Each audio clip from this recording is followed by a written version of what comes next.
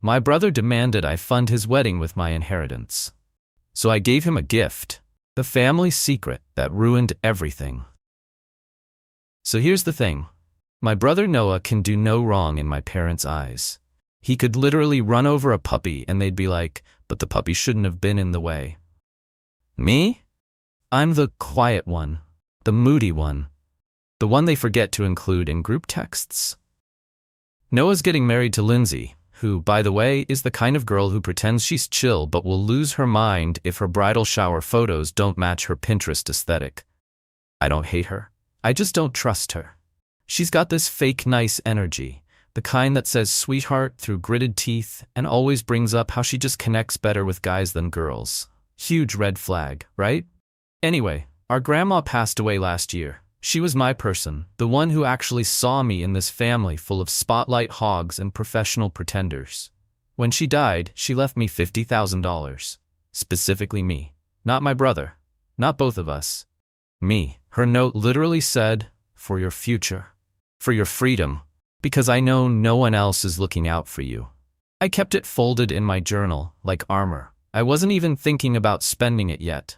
I wanted to be smart. I've been saving for a design program I've dreamed of doing in London, and this was finally my shot. Until Noah called a family meeting. It was at my parents' house, which already set the tone. Noah and Lindsay were there, all smug and glowing with wedding energy. Mom was serving pie like we were in a Norman Rockwell painting.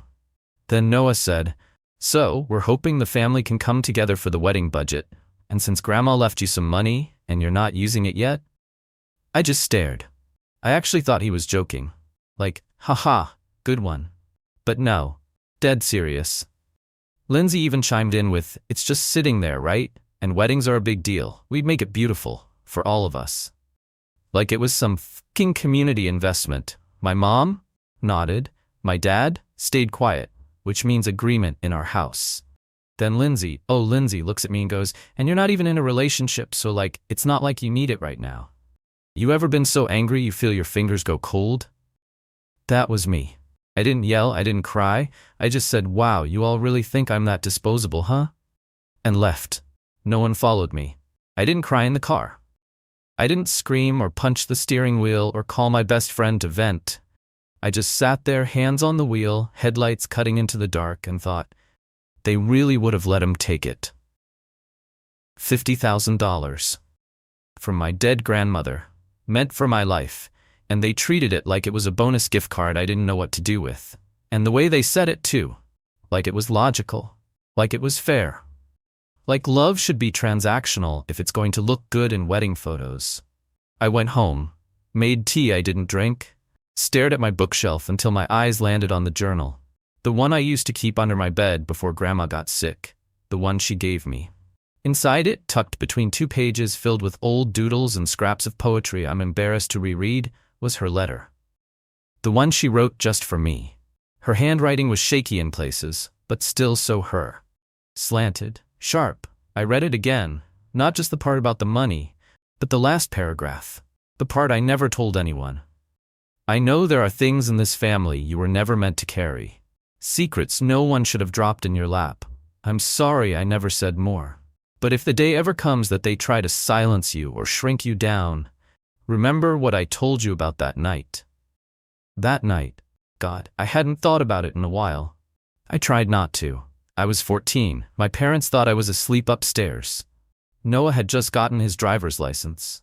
There was shouting in the kitchen, not the usual arguing about grades or curfews. This was something else. I crept halfway down the stairs, heard voices, heard Mom crying.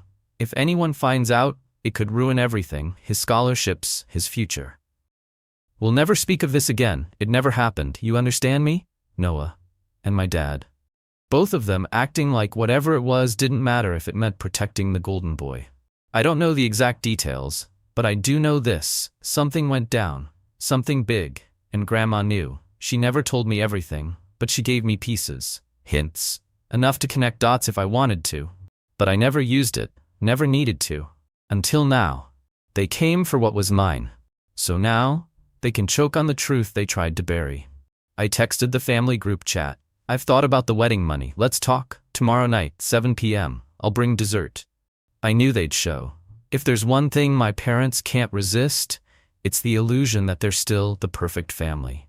That if we just sit around the dining table long enough, our dysfunction will turn into a Hallmark moment. Nah, this wasn't dinner, this was court.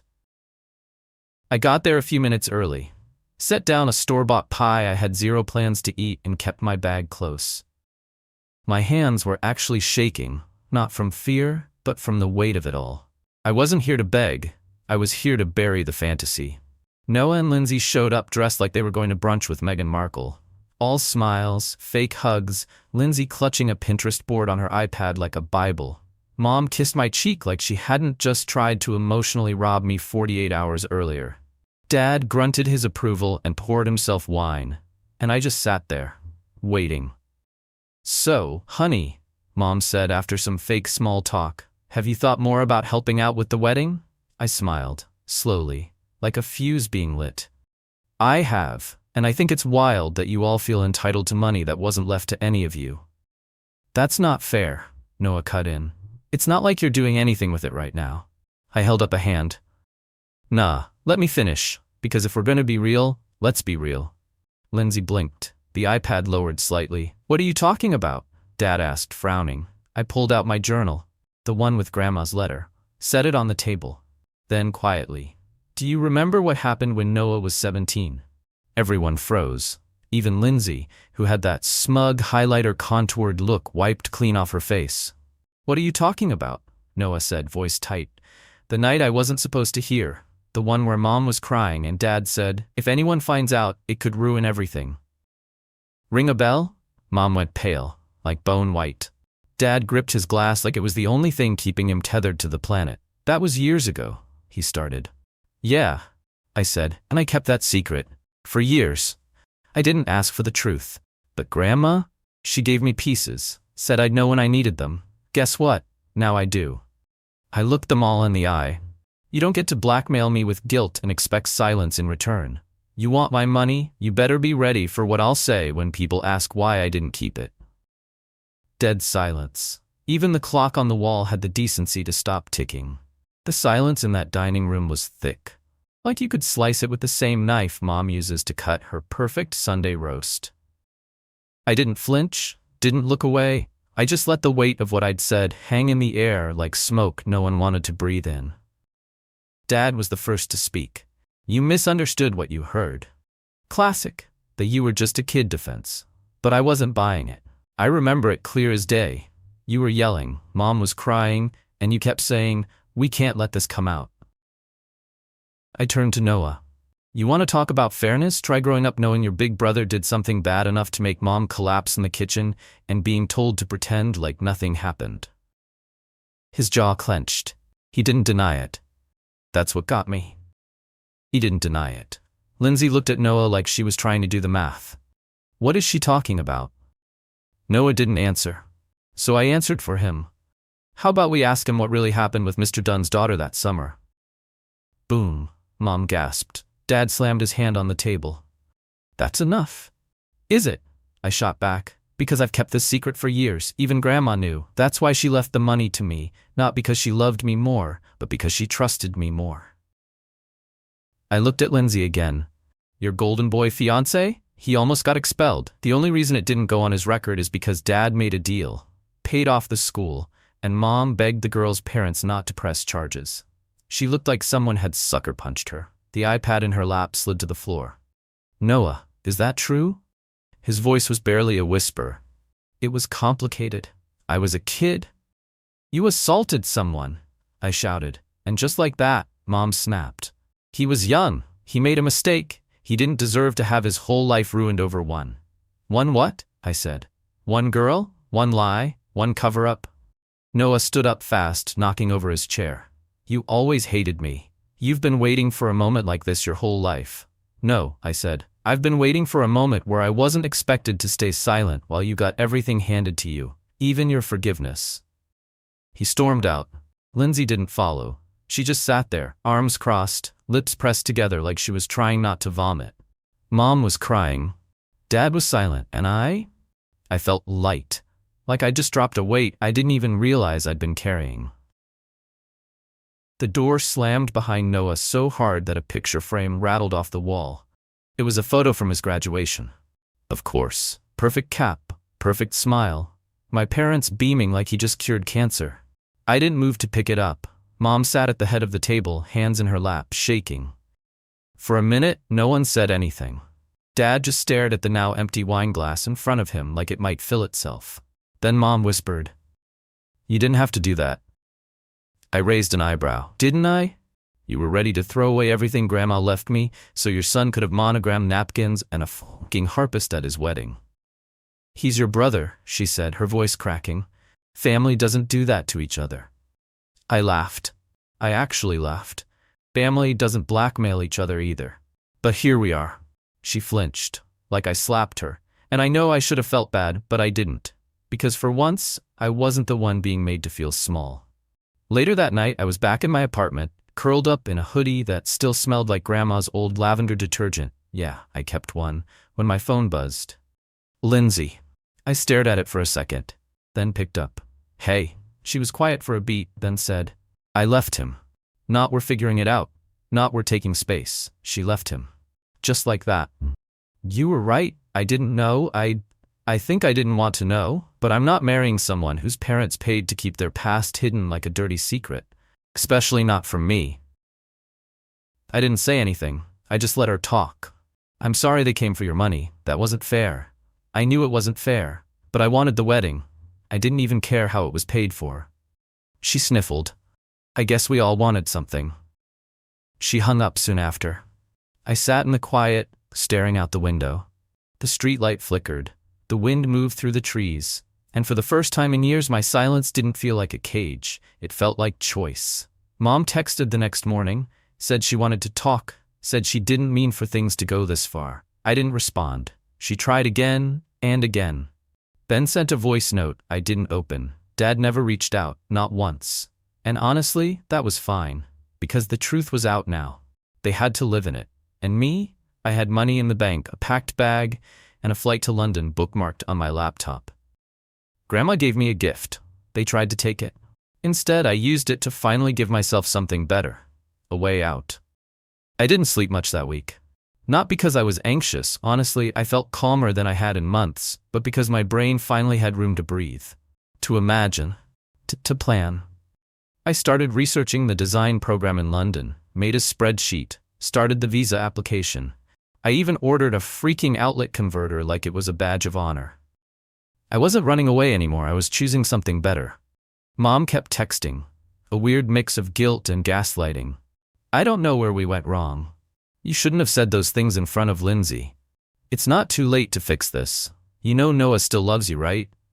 She never once said, "I'm sorry." "You were right. We hurt you." Classic. One text actually read, "I know you're not perfect either. We've all made mistakes." I didn't respond. Not out of spite. Just because I finally understood that some people only apologize if you bleed for it first. And I wasn't bleeding for them anymore. I told my roommate about London. She cried harder than my own mother. My best friend brought me a little journal and wrote inside the cover, "For all the words you've swallowed, may you never do it again."